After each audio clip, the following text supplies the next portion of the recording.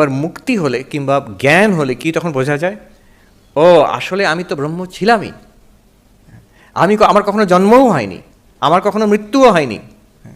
একটা জন্ম এমনও নয় যে, এমন মনে হবে না আমি তো বহুকাল জন্মান্তর ঘুরেছি, এইবার এখন এই জন্মে আমার ব্রহ্মজ্ঞান এখন হইয়াছে, অতএব আমি এখন আর জন্ম মৃত্যুর চক্রতে নেই, আমার মুক্তি হয়ে গেল, এই আজকের এই ডেটে অমুকে নোটারাইজ করে ছাপিয়ে যে আমি এখন জীবনমুক্ত, এরপর থেকে আর জন্মান্তরের মধ্যে আমি নেই, আমি এসব বাদ দিলাম এখন। এরকম হবে না, সে তখন বুঝবে একটা স্বপ্নর থেকে ওঠার মতন।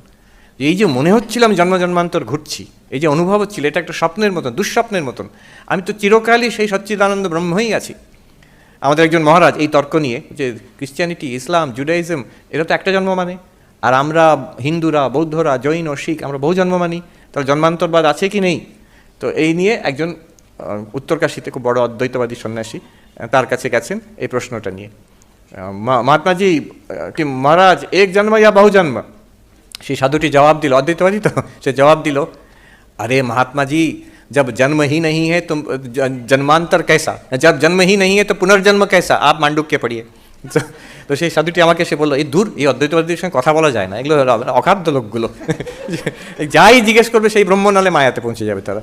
একটা সিরিয়াস প্রশ্ন করছি, জন্ম না, অদ্বৈতবাদীর দৃষ্টিতে জন্মান্তর একটা দৃশ্য মাত্র, সত্যি হচ্ছে সচ্চিদানন্দ ব্রহ্ম, ultimately that is the thing. কিন্তু তার আগে অবধি এটা মেনে চলা হচ্ছে, নাহলে এটাকে না মানলে ওই ভবসাগর মে রয়ে জায়গা মজদার মে, এই একই খেলা চলতে থাকবে, কিছুই বোঝা যাবে না তখন। হ্যাঁ, স্বপ্নটা ভাঙবে না তাহলে।